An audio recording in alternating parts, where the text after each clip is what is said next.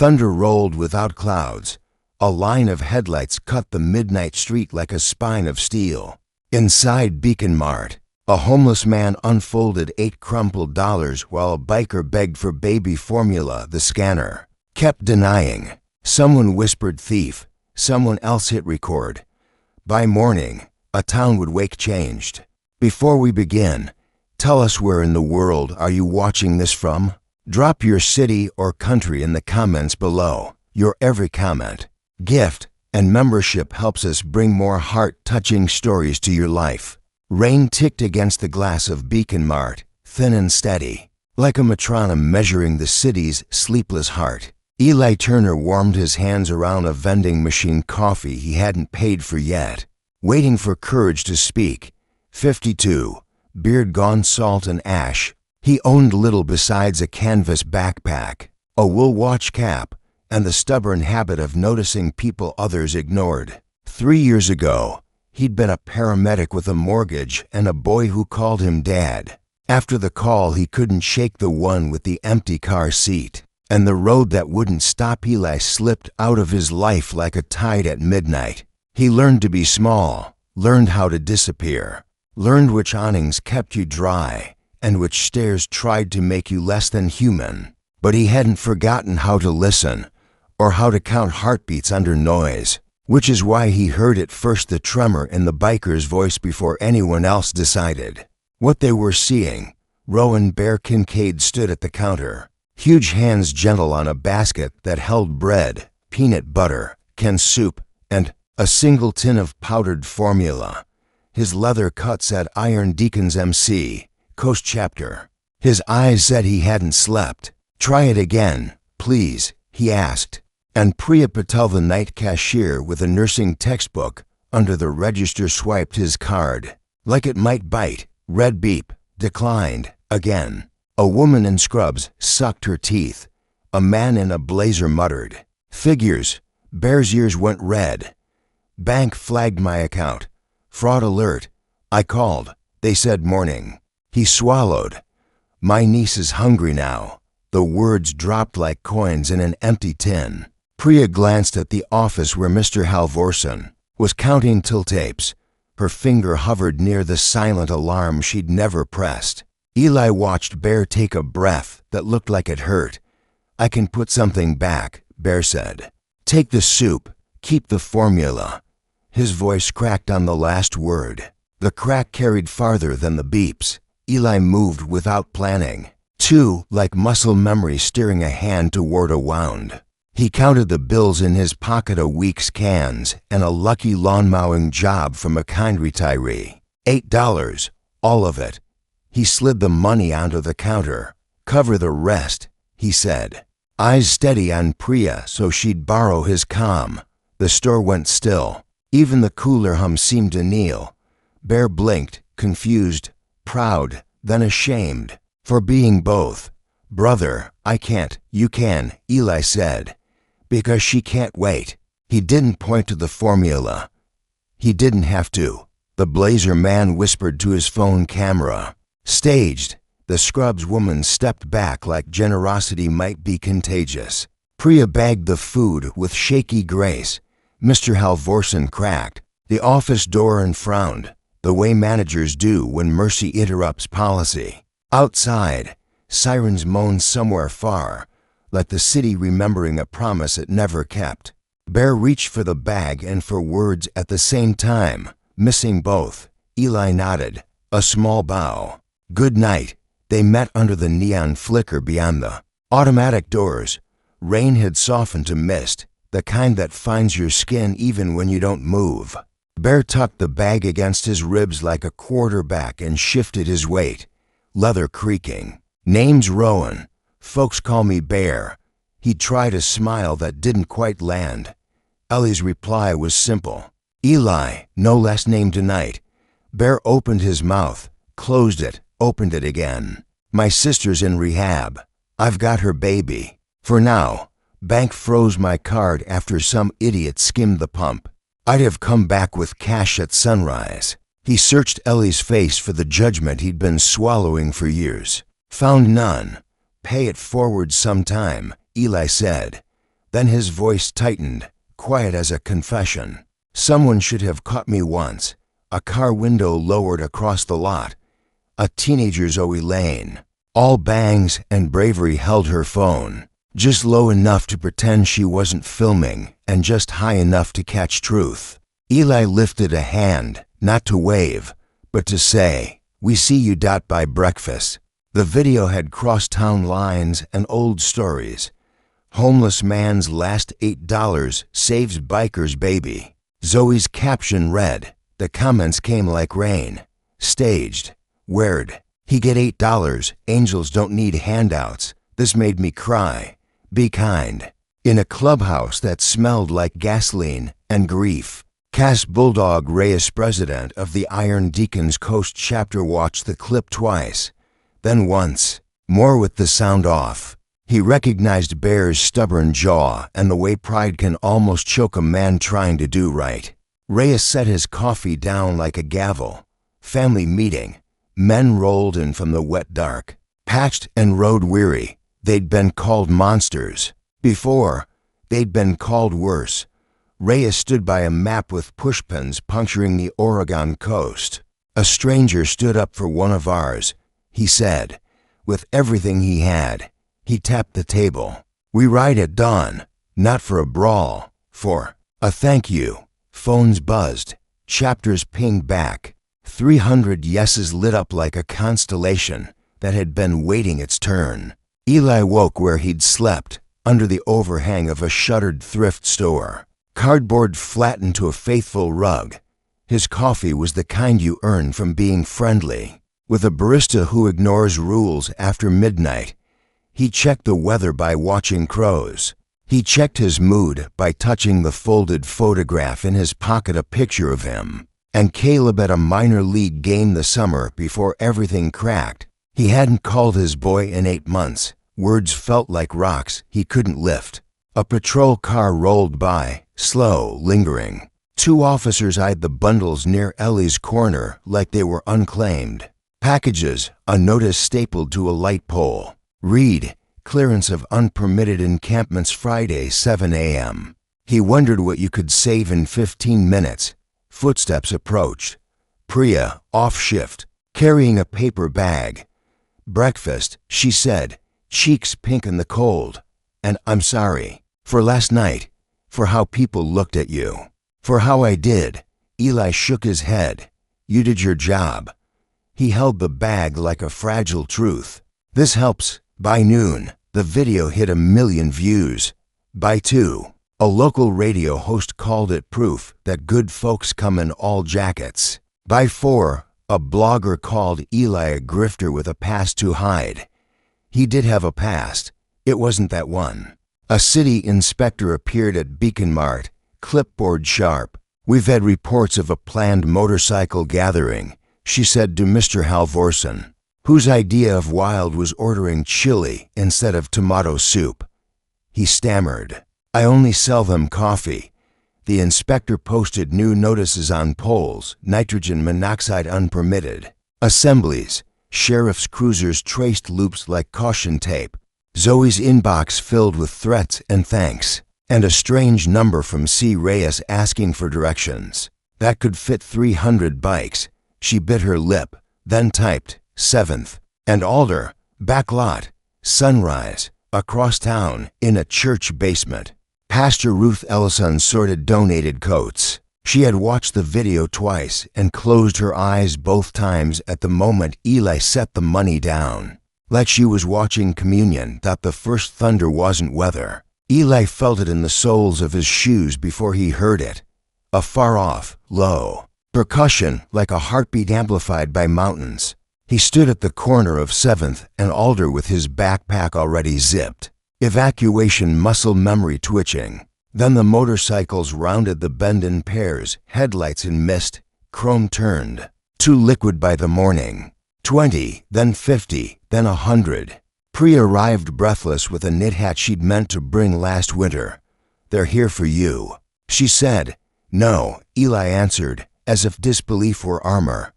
Bear pulled in first, boots crunching. Grit engine idling like a big cat. He climbed off. carrying the formula and a littleware cap the size of a fist. "Eli," he called, voice steady now. "Meet the family." Engines cut in waves, helmets lifted. Men and women, leather patched, and eyes soft with purpose. The street fell quiet except for gulls. Sheriff's cars paused, then parked, past her. Ruth stepped from the curb with a thermos and 3 paper cups, like she'd been expecting guests. Reyes dismounted like a man unafraid of ceremony. He took off his gloves, squared his shoulders, and faced Eli with a respectful nod. "Brother," he said, simple as bread, "last night you put your last $8 on a counter to feed a kid you've never met. We don't repay kindness, we multiply it." He gestured, and the line of riders tightened like a drawn bow. "You sleep under roofs that don't remember your name. We're here to give you a door that does." Eli blinked, startled. You need a place no one can take with a stapled notice," Reyes said, not unkind. "We all need that." He lifted a folded paper. "Abandoned firehouse on Juniper. City listed it as surplus. We pooled dues, called favors, sold 3 bikes we love more than we should. Deeds in a new non-profit's name. $8 Harbor, you run it. Door stays open to anyone who's hungry, cold, or just tired of being invisible." The words landed like hens catching. A falling body, Eli swayed, then steadied. Tension arrived late and loud.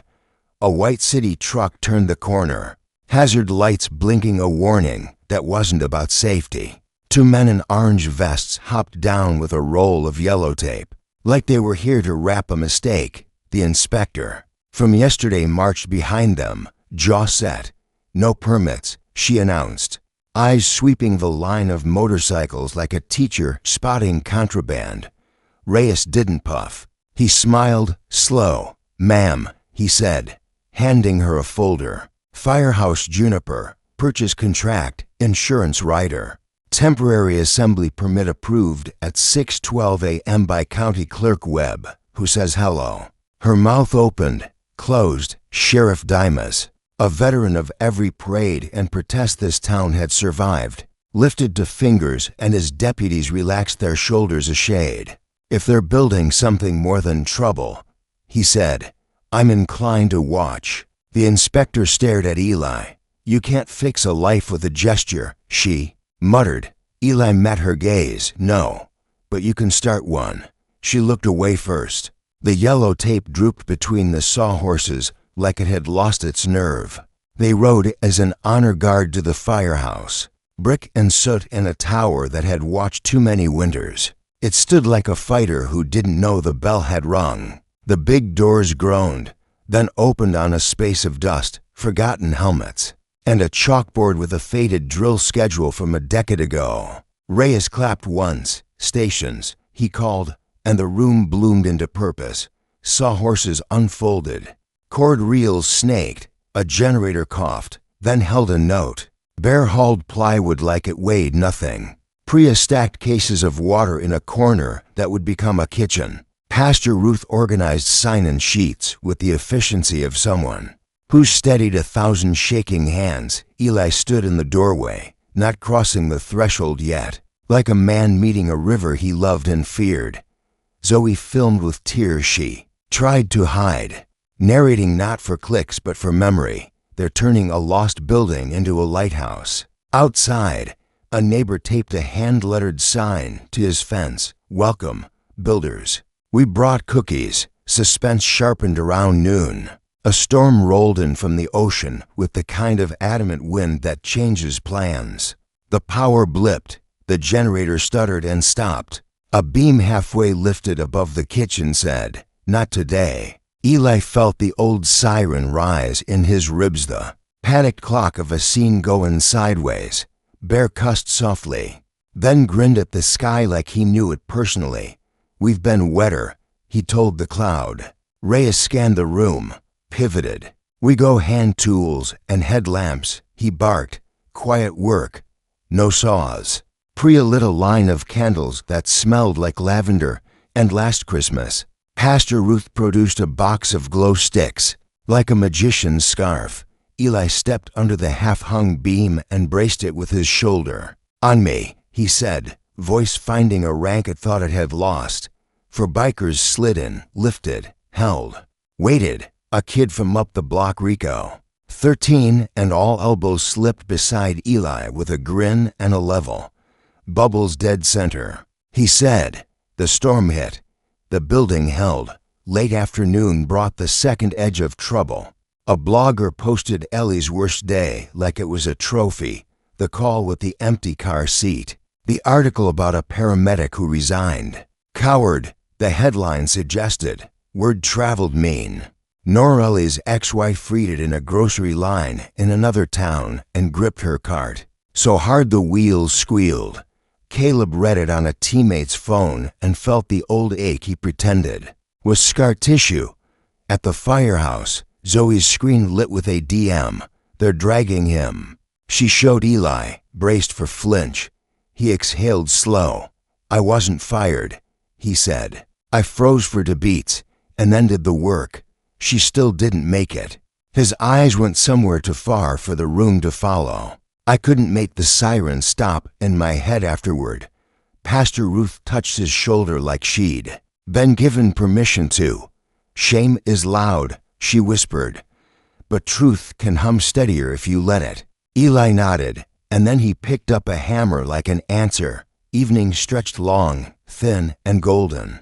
The storm's edge torn away in strips of light. The kitchen took shape, counters made from donated bowling alley lanes, a pass-through window, cut by hands that knew where to lean, a hallway hung with pegs for coats that didn't feel like burdens, an office with a second-hand desk and a door that locked only from the inside. Reyes unfolded a vest black leather soft with years but, where patches usually shouted, this one whispered. Across the back, in stitched white, family is a verb. He held it out. "Honorary," he said. "No colors, no dues. Just a reminder." Eli slipped it on. The room applauded without clapping. A quiet thunder, boots scuffing, shoulders bumping, someone's laughter breaking and remaking itself. Bear appeared at his elbow with a baby carrier cradling a sleeping moon of a face. "Meet hope," he said, voice soft enough to thread a needle. "Kept me honest when I felt like burning the world down." Eli leaned close, breath catching like a tire on gravel. "Hey there," he said. "Your why climax doesn't always shout. Sometimes it arrives as a door hung straight." They set the last hinge at dusk. A line formed without being announced. 300 bikers, single file, each waiting to step forward and place something in Ellie's hands. $10, a wrench, a dog-eared paperback of poetry, a roll of quarters, a patch that said rescue in red thread, a pocket knife with a broken tip and a story attached. Bear pressed the original $8 back to Eli, dried and flattened between two pieces of glass like a pressed leaf. "Not a refund," he said. "A cornerstone." Sheriff Dimas cleared his throat and, in the stiff voice of a man doing something he'll pretend he didn't, handed over a key stamped city. "Side gate," he explained, "so folks don't have to queue on Alder in the rain." Priya slid a Polaroid from her pocket, the store's security cam still of Ellie's hand on the counter. "For your office wall," she said. Ellie's fingers shook. He wasn't cold. They opened 8 Buck Harbor with no ribbon and too many hugs. The first through the door were men who'd been hiding in plain sight for years, landscapers whose work boots slept in their cars, a fisherman with hands like rope and nowhere to coil himself at night, a woman who couldn't carry her suitcase. One more block. Eli stood at the threshold and said the words he'd practiced to walls: hot soup, dry socks, sit as long as you need. Pastor Ruth blessed the building without closing her eyes. "Not a sanctuary from work, but a sanctuary for rest," she said. In a corner, a bulletin board bloomed with index cards: ODD jobs, ride to clinic, need a coat size M half to extra. Bear fixed a bent doorstop and whistled low. "Feels like a shop where folks fix more than what they brought." Eli grinned. That's the idea. Outside, a handmade sign swung in the sea breeze onto chains that didn't squeak. It read, "A door with your name on it." 2 days later, the inspector returned, slower. She found Eli at the pegboard, arranging tools by shape because neatness calms a certain kind of brain. "My mother slept on that bench," she said, pointing at a sun-warmed slat by the window. No preamble. "She wouldn't come home when Dad drank. I learned to judge men in jackets instead." She walked the hall, touched the bowling lane countertop, read the bulletin board like a poem. "You did more than build," she said finally. "You erased excuses." She handed over a permit stamped approved in a hurry that said somebody in City Hall had jumped a line. Grand opening Saturday. Street closed. Food trucks. Eli swallowed the question about who paid.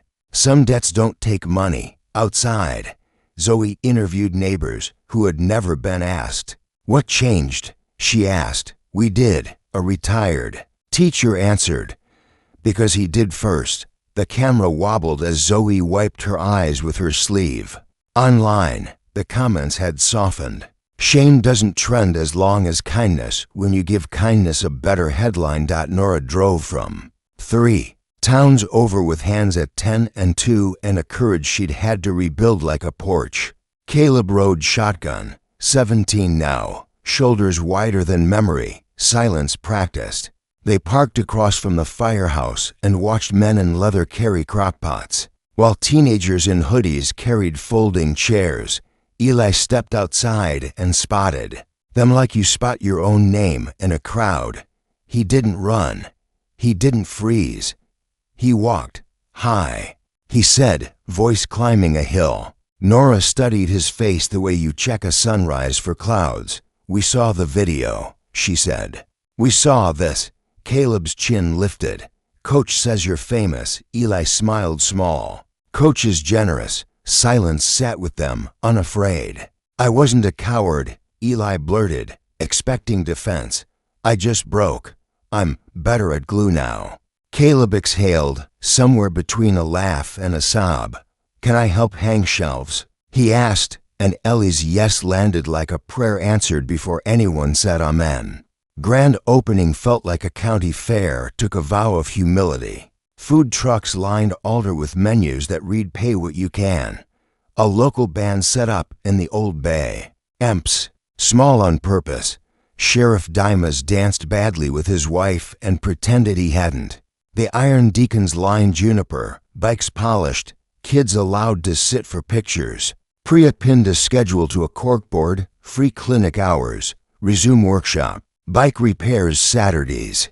Bear taught Rico to change brake pads and call men sir without sounding like surrender. Pastor Ruth held a blessing for the workers' hands, then put on an apron and served chili. Eli cut a ribbon someone had insisted on and read a simple dedication he'd written at 3 a.m. when the building sounded like it was breathing. "For anyone who needs a door, for anyone who has $8 and a heart, for anyone who wants to be seen." The crowd answered with a sound that wasn't applause.